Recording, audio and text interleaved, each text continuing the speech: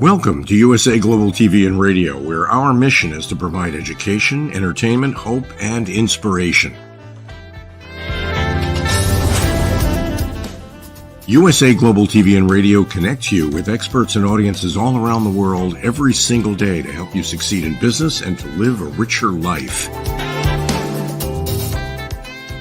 Visit us at usaglobaltv.com to learn about career and life-changing training and mentoring programs like the Listening Mentor.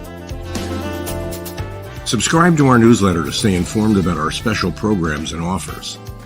Discover how you can become a guest on one of our shows or a host or producer of a USA Global TV and Radio show of your very own.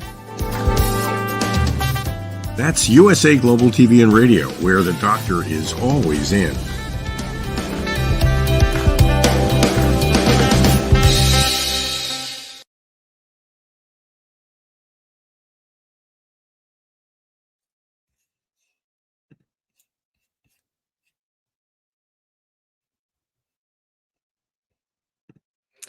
Well, hello. I wonder who's producing this show. That would be me. Welcome. Happy holidays. Good morning, good afternoon, good evening. I'm Dr. JACALYN KERBECK, and we're so happy to have you with us today for our show, Coexistence and Sustainability with Pet Psychic Amina. This is our last episode of 2023. It's been a great ride, and we look forward to seeing you again next year. Let's welcome the star of our show as we discuss today Decoding Canine Communication, a deep dive into dog body language. Welcome, Pet Psychic Amina, joining us from California. Hello. Thank you so much. And I'd love to say it's sunny and wonderful. No, it's cloudy and rainy, and we need it. It's wonderful. I saw that there's some really bad storms out there on the West Coast. There is. I mean, we are within, range of the ocean. So you've got a lot of busy stuff going on about there. And I'm always surprised. You'll have to tell me, Florida's a totally different, you're doing marshes and alligators and other things coming around your stuff.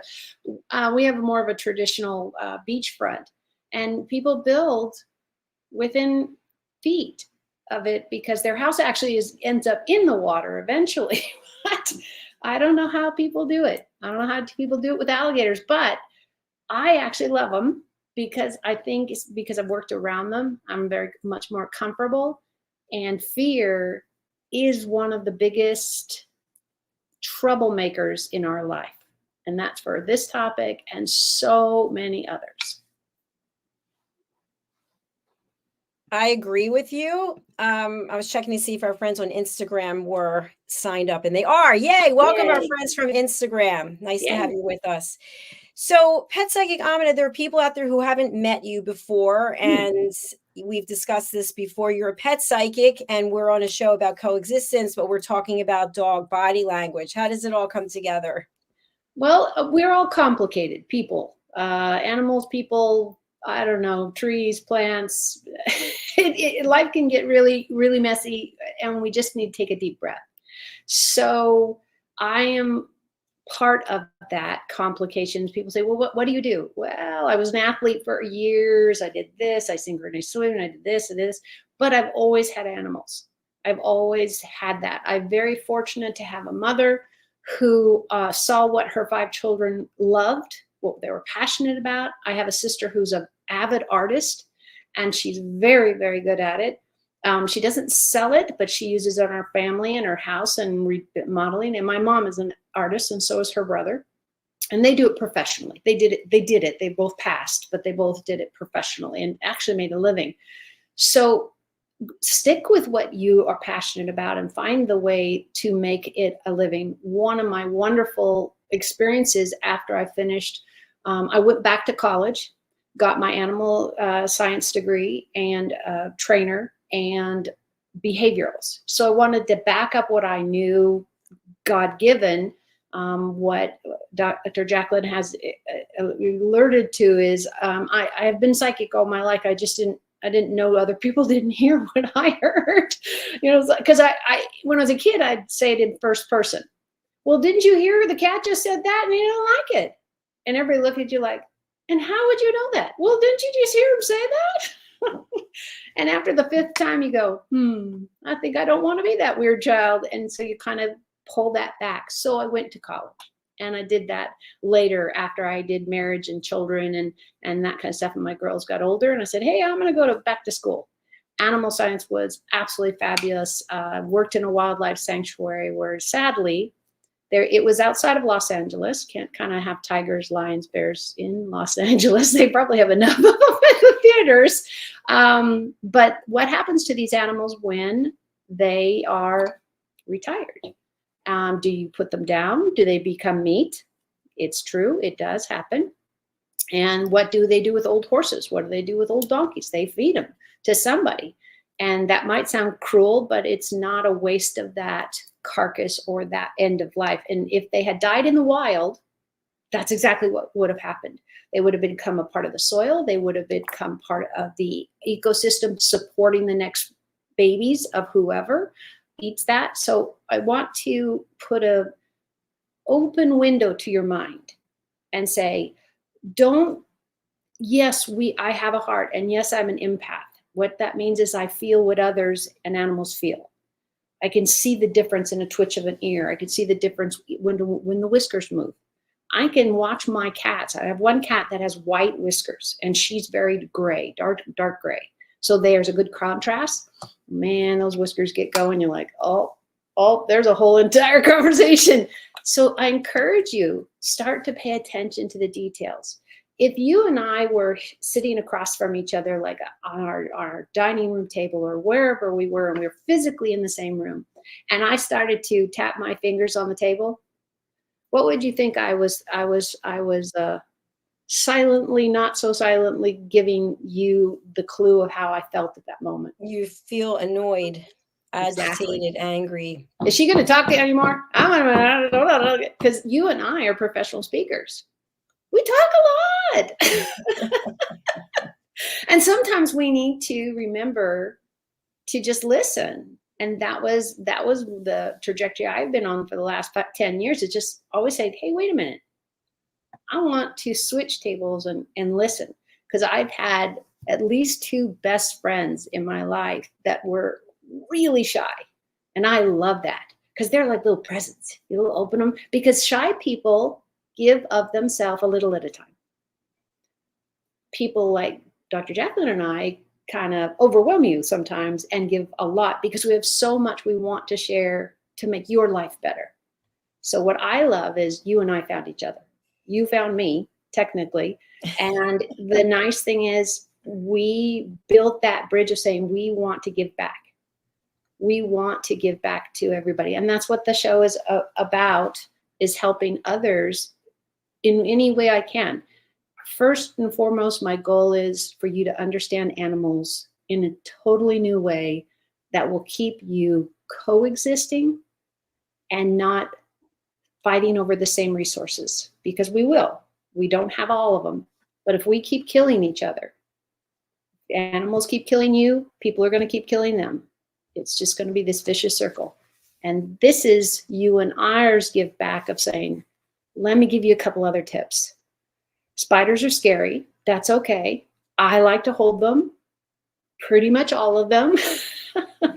And I have been bitten by the snake that held me, that I was holding. So I've had a lot. I've had a horse bite me, dogs bite me, kids. You know, I've had a lot of teeth experience. Would I go back? No, but I've learned a lot. So we're sharing that of how you can maybe coexist with whatever's your challenge. Because you can transfer animal to people, right? Right, exactly. You put it into a nice present with a bow on it. Good. Thank you for that. Well, So the world is a globe, right? yes, definitely, and we're global. Exactly. So we're going to be talking today about a dog's body language, and you were talking about your cat. And so there are some telltale signs that sometimes dog owners miss. You know, I've owned dogs in my life, and I was guilty of this as well. The dog's not listening. I think a great example is, let's say you're out for a walk with the dog, and the dog starts barking at someone else and they won't stop barking. It gets to the point where it's embarrassing at some point, right? So what do? We yell at the dog. First, it's like, quiet, be quiet, shut up. And then we start pulling and drag off grabbing. with the leash. I mean, and the dog's trying to tell us something. We don't really think about why the dog is barking or what the message is. Is there a message? Always. Animals speak so loud. If we give them even 30 seconds to stop what we think it is. So I don't know about you. If I start panting, I doubt you'll know what I mean, because I'm not the type of being that pants. And I grew up in the desert. We do get hot, but I never had to go to panting. My tongue and body don't cool that way. If your animal is doing anything with their body, I'm checking in with myself. Anything. Yes, I'm going to stick with anything. If they're moving their ear, 99% of animals, you can see their ears. Not all of them, but a whole lot of them. And if I want to know if somebody's coming to our home, I look at the cat, especially if they're sitting in the living room with me on the couch and the front door is within 10, 20 feet what they can hear. If my cat, any of the cats, I've had lots, I have 3 currently. If any of them twist their ear, they're listening to see where this person's going to go. When we walk with purpose. When we're having a direction, I'm going to go that way, and you walk with direction. If you're lost, you kind of go back and forth. So an animal feels that rhythm in your, not only your heartbeat, if it's really racing and you're very anxious or very excited or whatever, high energy, but your feet have a direct point, because your mind has said, feet, we're going that way. Oh, we're feet, we're going to go that way. And an animal lives by what they can hear and what they can smell. We haven't got the nose involved because you're outside a building, so that's a little harder. And they're going to hear tap, tap, tap, and they're going to pick up their ears. They're going to look at you, great bond, and saying, hey, no, we're good. I'm going to go see who they are, what they're up to. If you have a dog that growls at everybody, there's a training opportunity right there. You need to find out if the dog is doing it out of fear, which is one of the most dangerous, because there's the same with people. Fear is open. What do they say? Open season on whoever, because they're already anxious about, oh my God, people are this, or dogs are this or this. I had a sister who was bit in the face by a dog when she was little. I was so little, I was only told about it. She was afraid of dogs for a good 25 years. And then I heard later, when she had children and was married and had children, they got a dog, and she worked through that. So we can work through our trauma, but first you got to acknowledge, I'm afraid of bees, or I'm afraid of this, I'm afraid of that. I really don't like mosquitoes. I'm not afraid of them, but they really leave welts. I seem to be yummy or something. So I prevent that. I wear longer sleeves when I'm in that kind of area. These are the beginning steps of saying, what do you do with an aggressive pet? Is he aggressive, or is he compensating for an owner who's so scared and timid of everything that dog specifically, cats will do it too, but dogs are pack animals. That's their nature. They're the ones who's going to protect you because they love you, and you're the part of their pack or the leader in the pack. And they're like, ooh, dad, mom, they're afraid. It doesn't matter. They don't need a picture and say, this is the bad guy, this is the bad girl. They don't need that. All they know is, uh-oh, the person I love and I want to care for and I want to make protected is afraid. So I need to bite all the people. You know how many animals are put down a year because they bit somebody and it was our fault? You didn't train them. You didn't protect them. You didn't put them on a leash. I could make 100 things on the list of what you didn't do. And then the animal regulation people came because that person went to the hospital and got stitches. It's usually something catastrophic like that. And that dog gets taken and put down. Or cat.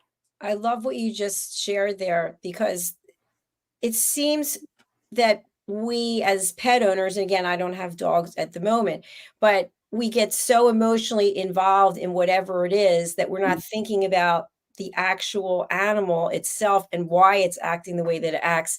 You know, I noticed something when you think about dogs, if it's your dog, it comes running towards you, or a cat.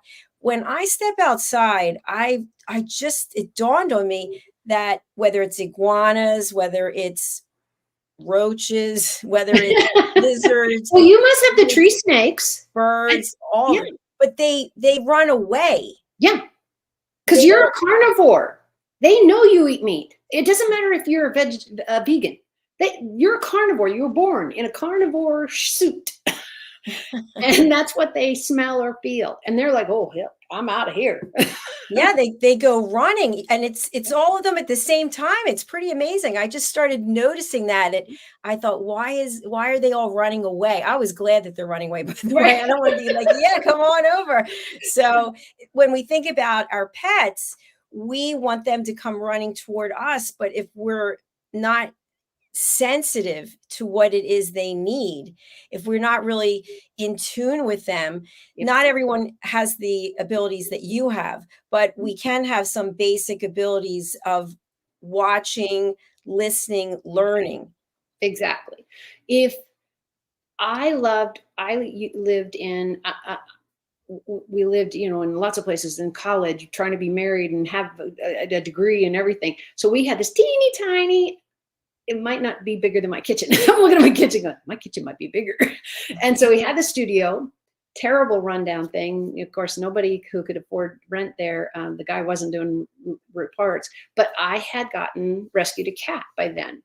And so every single time the cat would pick up a head and somebody walking down the hall and which apartment they would go to, because we had halls with our front doors. Mm-hmm. And it was great. You're missing it, everybody. If you haven't paid attention, you just look over and go, hey, Mark, Tom, Kitty, Silk, whatever your cat dog's name is, and you go, what's up? If they go to the door, because what the cats will do, they're pretty lazy. A lot of little dogs are too. Our cat would turn her ear to listen better. If they came by or close or were to our door, it would progress. So if they came by, she might sit up. She might get on all fours and stand there and listen, because let's say they're a UPS guy and they're putting a box down, but she didn't know that. I haven't looked out. If I hear a box go down, then I would know. But as the person makes a change in the rhythm of their walk, in their intent on their trajectory, because we walk faster or slower, depending on how close we are to our goal, and the gesture of going up to knock, you're going to either get an aggressive puppy or something which is not safe. We'll talk training another show, as far as aggressive animals have a really tough time living in apartments and coexisting with everybody, because then everybody's scared of them, that they're going to be bitten. A lot of them get put down. That's a whole nother show. So whatever your animal's doing, I would want to stay, like I had just gone back to college and I had my cat and sitting on the couch. That's what we had. And so I'm doing my homework and the cat would look over. So I'd look at her, what's up? And then I'd keep working because she didn't do anything. And if she escalated, if she got down and went to the door, I was like, okay, I probably should put my work aside. It looks like we're going to have somebody knocking on the door for a package or neighbor, or somebody needs soap, whatever it is. But I can see what she's doing. You don't have to be like me and actually be able to hear what she says, but I could see what she's doing. And then as you watch longer, months later, 6 months later, you get all the innuendos of it. Have you ever had anybody blink their, wink, what is it? Wink your eye at somebody? What does that mean?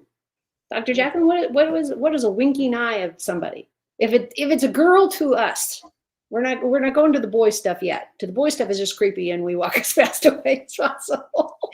Well, girls.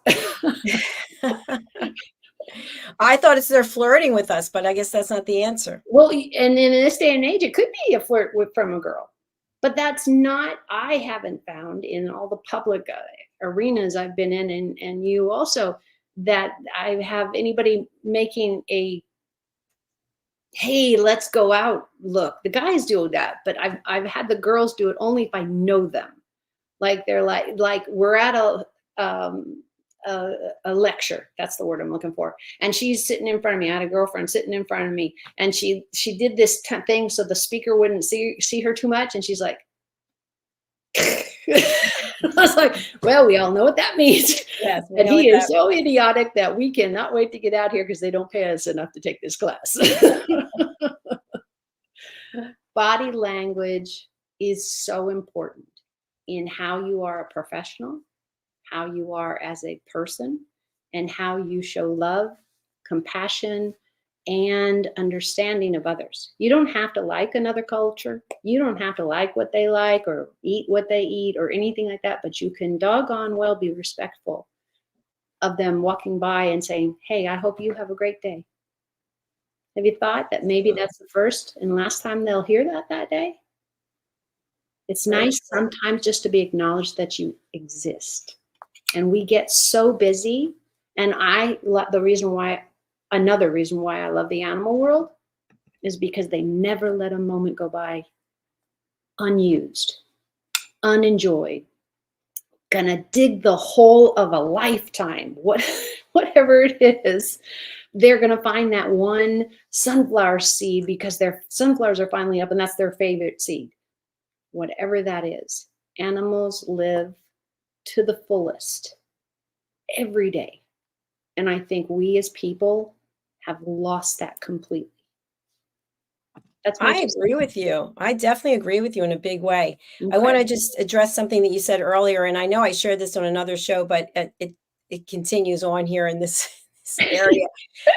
I told you I was sitting in the kitchen and I heard something on the roof, and I looked, and it was this big iguana. Mhm. You know, there's different sizes, right? Yes. This was like the king, and there was another one that was all green. The other one had like the points and I had to watch them because the one was communicating with the other one.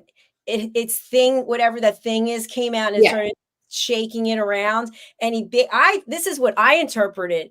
I was watching. I was like, he's saying, listen, or he or she is saying, this is my area. This is my roof. I don't want you here. If you come here, then you better expect something. And the green one continued to approach. And then the other one's so anyway, my point is, I don't speak iguana, but I could see they were communicating and what ultimately happened. So dogs are doing the exact same thing. And some of what I've taken from what you said is that sometimes they're warning us of something. Or they're protecting us. Right. And something that I think is so amazing, and you read it about dogs. I don't know about, I don't think I've heard about a horse. I'm not saying it's not possible, maybe cats, but a dog can be taken from its home or be left at its home and the owners leave, and somehow it finds its way back. And that always amazes me. Do you want to know how? Yeah, tell me. By smell. Their nose. They are, I don't remember the scientific number, but it's a lot. They have canines specifically, but so many. Cats have it also, but you'll see more of the canines with a little bit longer nose. That's not necessary. They're better at it. But if you imagine your nose is like this in your face, you don't breathe very well. That's not natural.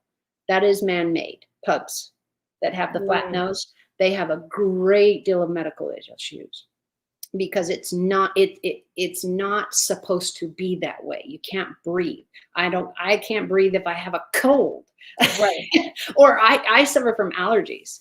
And just a real quick side, and then I'll bring back to this one, is I haven't had allergies in 15 years, maybe longer. Guess how I got rid of my allergies? Well, I know I'm around plants all the time. I know the answer. You have the answer? Yeah, I know the answer. It's from local honey. Yes, because we talked about it like the first year we were working. Right. That's great. I'm so glad you had. It has to be raw honey. It has to be local. Has to be raw honey, not spun, not the pollen taken out, all of that you need. And just if it bothers you, just eat a little bit and get up to a teaspoon. But after about a year, and it's yummy stuff. You can put it on toast if you want and all that kind of stuff. But what you're having is what the bees are harvesting is the plants that are around you. That's why it's got to be local, raw honey. And off on that one, we're talking about what was it? Where was I taking that comment? Make it up. You said something about the iguanas on the top, on the roof. Well, no, I was saying about it. Animals protect us, and then I said dogs especially can find their way back home. You were talking about smell. You said the pugs have medical issues because of their nose. And that is not something that was God-given. This is breed specific by humans. If you look at lions, tigers, bears, all of these great noses that come on these big animals, they have great capacity to breathe in their surrounding. That's how they survive. The animals that don't survive are the weak, the sick, mothers that have had 900 litters and, her body is pretty much done. That is the circle of life. We live, our bodies go back to soil, because in the wild, you just die on the ground. And all that nourishment that comes from your body, it becomes part of the soil. The plants grow again, the animals eat the plants, and our circle continues. What we're doing as people is we're using too many chemicals, like a million. It's very hard to not go to just a regular grocery store and you turn around and you look at the bottle ingredients and you have the first 3 ingredients is the most prevalent in whatever you're eating. If you didn't know that. The first 3 ingredients are what's the most, and then it goes down the list from there. Yes. So like color number red could be like one from the bottom if it's just barely red. But now you know what you're eating. Now you know if it's a protein, if it's a vitamin, or if it's color number 2. If color number something is in the top 5, you're eating a lot of chemicals. It's not good for your body. It's better if we eat as close as 1 ingredient, 2 ingredients, or something we throw together in a pan that becomes other ingredients. Animals are the same.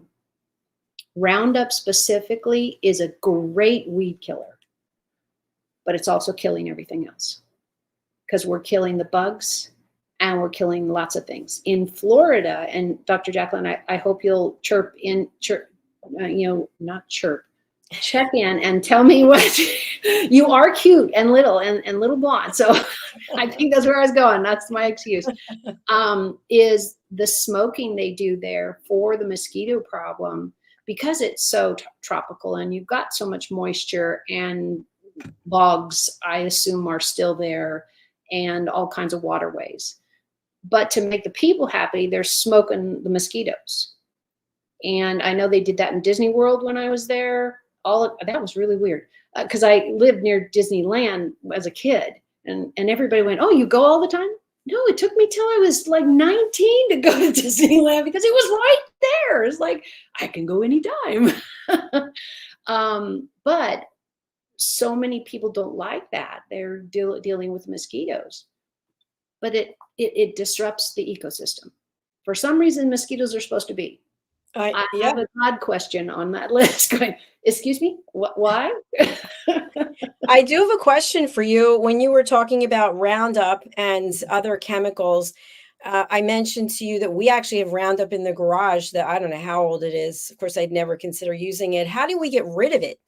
You need to take it to a toxic waste. So there are recycle centers that also take toxic waste. Paint is the biggest. The last time I looked into this, okay, it wasn't this morning and right before the show because I never know what I'm going to talk about. That's too much research. And just to tell you, I really bounce off a lot of your good energy. You and I have built this just really fabulous rapport of really wanting to share as much with the audience. And so I really honor you. And I don't think I've said that either at all or in a long time, because I really, really appreciate it as we struggled in the beginning and getting your platform and me getting it down and the cameras and all that. it is a joy to see you asking the questions that I know other people are wanting to know, and we can elaborate. So thank you so much for that every Friday. But so there was a question in there. Yeah, so I asked you about, and thank you for that. I appreciate it. And I feel the same about you. We have a very good rapport. I don't even want to tell you that we're in the process of moving to another platform. I might keep our show here so you don't have to worry. If it's a digital move, I'm ready to go. Just don't ask me to come to Florida, because those mosquitoes, man, they see me come to Florida and they eat me alive. No, we were talking about getting rid of toxic chemicals like Roundup and paints, and you said that there are some places that you can actually There's dump sites. Yeah, talk to your city. Every city, it by now, because this started 15, 20 years ago. 20 was the early part. I'm giving them a lot more credit than you're getting, but maybe the time has gone faster for me than I thought. Paint really started it. We've got all these paint cans. We stack them up in our garage because we're going to have touch-up paint, and that's really good to have. But I don't know about you, after you paint a whole house inside, outside, or whatever, you got like 900 paint cans, little ones, big ones. They feel like they're taking over the whole thing. Well, it's toxic waste. A lot of places cannot take it. And nowadays, luckily, this is no longer new. We have places where we can take motor oil. A lot of people still are changing their motor oil on their own. The mechanics and people who love working on their cars, they can take all that. They also get a hold of your city, where the mayor's office is, go to their website. Every city, as far as I know, she has a website now, and find out where they drop off toxic waste, which is paint, lacquer, motor oil. It just, the list goes on and on and on and on. Things we cannot, please, please, please tell your friends, uncles, brothers, sisters, everybody, do not put paint and or oil rags. And I have a true story to tell you for that one on a woman that did. Don't put them in the trash can. Do not put them in the trash can. Do not put them in the trash can, because what might happen, you got a 50-50 chance, maybe less, that your house burns down. People die. People lose their homes. And I know this for a fact because my mom she was worried about her kids. She put one of the turpentine, I think it was, paints in the trash can in the bottom to cover it up, to take it. I don't think we had a place to take it in those days. I want to say that would have been around the early 1970s when she was doing all that. And this was way before she taught artistic paint. This was house paint and lacquer and things that she had painted our rooms with. And we ended up in our car out on the road in front of our house while the firemen, our neighbor, called the firemen, because my parents, nobody saw that the garage had gone up. And my brother and my sister had their bedroom right above the garage. And I remember sitting out there going, wow, what the heck happened? And the firemen came, brought the jugs and said, do not store these in your garage where the doors kept closed, and you put it in the trash can so the kids couldn't get it, but it combusted and it literally burned our garage to the ground. Freaking out right now because we have old paint cans in the garage. I thought you said that, but I couldn't. I thought, oh, let's hope she moved them. Because I know you had done a lot. But garages are for storage. They're a little cement floor. You can put your car in there. But if you ever have put your car in there, I don't know very many cars that are completely drip oil free and never leave a mark. Every time I've seen a car in a garage, there's some kind of telltale that don't come off. There's not enough common in the planet to get that much oil off. Right. But what you have to remember is we could drop a receipt out of our purse. We could have a Kleenex in our pocket, falls out, anything like this, anything can be combustible. Anything. You know what? While you were speaking, I wanted to look look it up, and what I found was that paint is considered hazardous material. Yes. Here where I live, you cannot put it out in the trash. Yep. And that you can call some of the big retailers, like, not a paid spokesperson, Lowe's, Home Depot, Right. those, and see if they'll take them.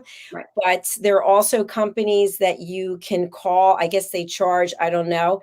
You know, the Yeah. other thing is, if you think about, you're going to take it to a recycling center that accepts hazardous material, you're going to put it in your car and drive it there? I don't know. Well, at that point, that's what you have to do. And I would say the floor bed would be more secure than your trunk, unless Right. you're going to zip tie it or bungees or something to glue it down. But let me make a recommendation. Put it in some type of zipped closed bag, not a sleeping bag where it'll bleed through the fabric. Get a garbage bag. Get a kitchen garbage bag, but the ones that are extra large. And all I mean by kitchen is that it's smaller. It's for a smaller receptacle, not a giant trash that goes out on the curb for the trash man to take his little thing and because you cannot. I think it's across the U.S. and Dr. JACALYN, you'll have to chip in if you put your trash out on the street. We do. Actually, today's the trash day, and I always pray, please, the trash man, don't come during the show because I am within earshots. But you don't want to put turpentine or the rag or the paintbrush or the paint. None of that, I know here in California, it's illegal to put it into a regular dumpster. You have to take it to a chemical recycle center, and we have them. But I live in a huge community of hundreds of people, so you need to look in your own area. And the wonderful thing is, it's a Google search away. It really is. Ask Siri, where do I take this? Because you might take an oil rag one place, and you take the paint another place. It might be the same place. A lot of dumps that take regular trash from homeowners that don't have maybe a center, and they're in a rural community, so they have to bring their trash to a garbage location. A lot of them, give or take the finance and everything, check with them. Some do have paint can recycles. Some cities do it annually. Like maybe right after spring, everybody's decided to up their game on repainting their homes or whatever.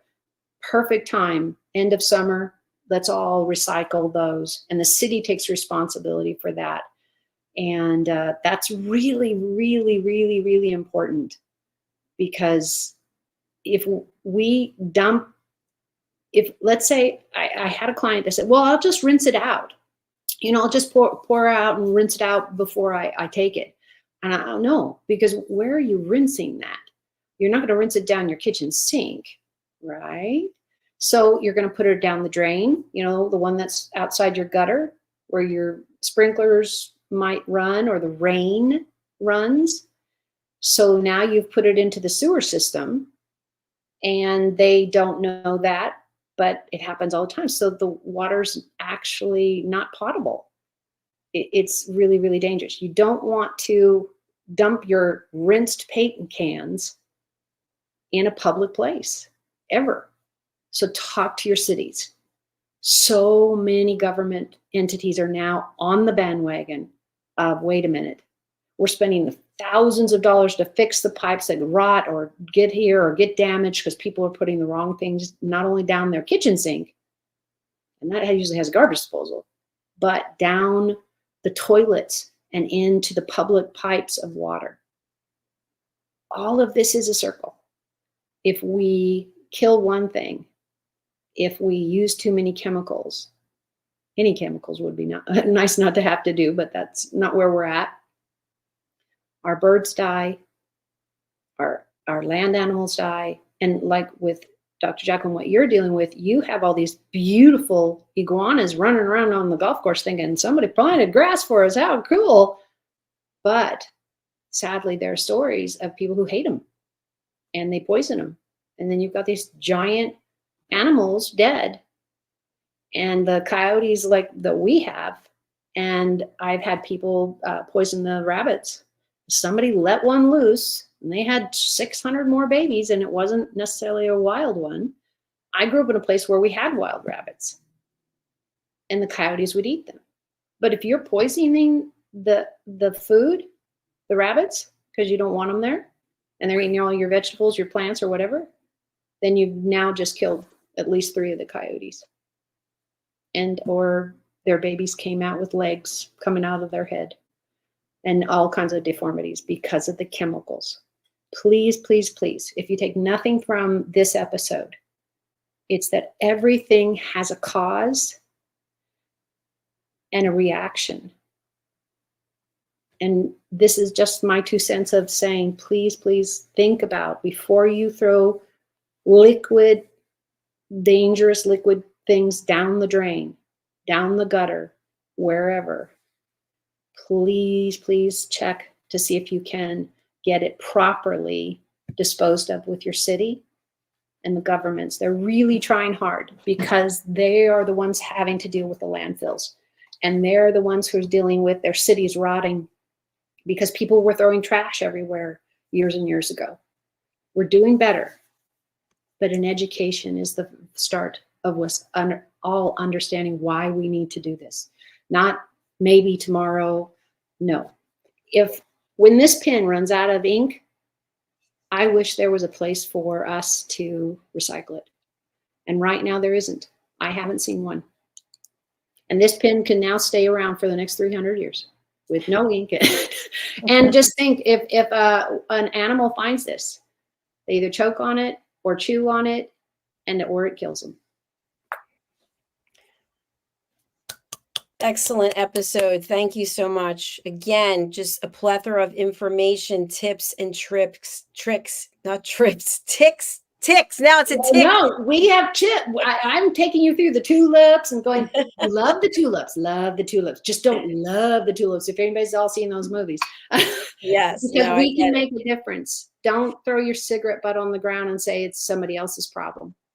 You're the one who chose to smoke, then you should choose to have a place to put your butts, to put them in a proper trash, because they don't biodegrade. They don't. No, they don't. So. And we have to sign off for today. And thank you. Your website is up here, bridgingworlds.us. So please do reach out to Amina there or on her LinkedIn or her Facebook page. Last final words as we close out this year, Amina, what would you like to say? I believe in all of us. I wouldn't say these things if I was preaching. What I'm trying to do is encourage you to be your best self.